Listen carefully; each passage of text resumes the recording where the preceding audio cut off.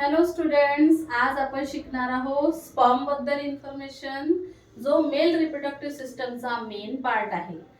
Have you ever wondered how sperm is made inside the male body? तुम्हाला कधी प्रश्न पडला आहे का की स्पर्म मेल बॉडीमध्ये कसे बनतात?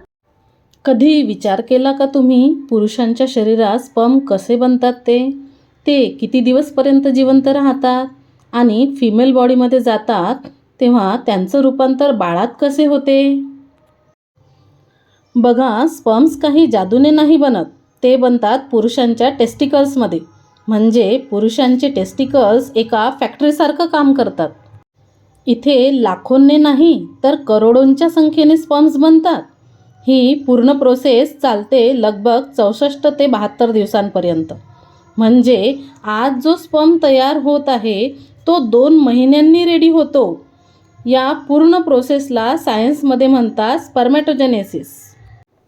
एक स्पर्म छोटा जरी असेल पण त्याच्या आतच पूर्ण DNA ब्ल्यूप्रिंट असतो.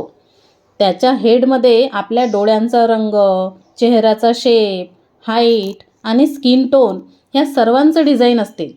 मिडपीसमध्ये फ्युएल आणि टेलमध्ये जीवनाची भूक असते.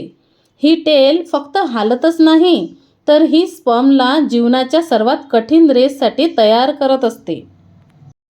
स्पर्म्स मनुष्याच्या शरीराच्या बाहेर फक्त काही मिनिटच जिवंत राहू शकतात, पण पुरुषांच्या बॉडीच्या आत हे काही आठवड्यांसाठी जिवंत राहतात आणि फिमेलच्या बॉडीमध्ये हे 3 ते 4 दिवसासाठीच जिवंत राहतात. फक्त कंडिशन ही असते की एन्व्हायरमेंट बरोबर असेल, टेम्परेचर बरोबर असेल व रस्ता बरोबर असेल तरच हे फिमेल बॉडीमध्ये 3 ते 4 दिवस जिवंत राहतात. जेव्हा स्पर्म स्त्रियांच्या शरीरामध्ये जातात तेव्हा सुरू होते सर्व्हायवल रेस. करोडो स्पर्म निघतात टेस्टिकल्समधून, पण फिमेल एकपर्यंत पोहोचते फक्त एक. बाकी सर्व स्पर्म रस्त्यातच डेड होतात. जसाच एक स्पर्म फिमेल एगमध्ये एंटर होतो तेव्हा बाकी सर्वांसाठी गेट बंद होऊन जाते.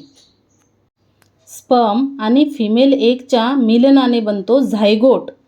इथूनच सुरू होते असली चमत्कार. एक सिंगल सेल डिसाईड करतो तुमच्या डोळ्याचा रंग, तुमचं हास्य आणि तुमच्या पर्सनॅलिटीचा ब्ल्यूप्रिंट.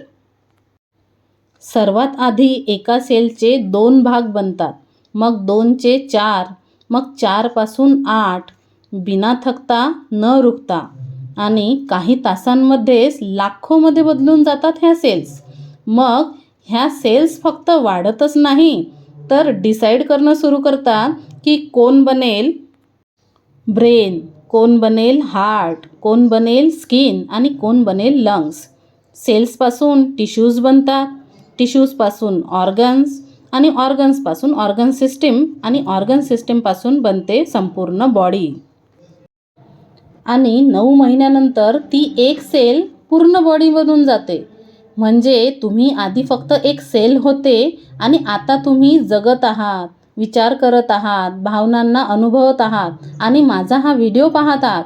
म्हणजेच तुम्ही सायन्सवाले राजगुरू मॅडमला फॉलो पण करू शकत आहात. तुम्हाला जर व्हिडिओ आवडला असेल तर चॅनलला लाईक करा आणि अशाच नवनवीन व्हिडिओसाठी चॅनलला सबस्क्राईब करा.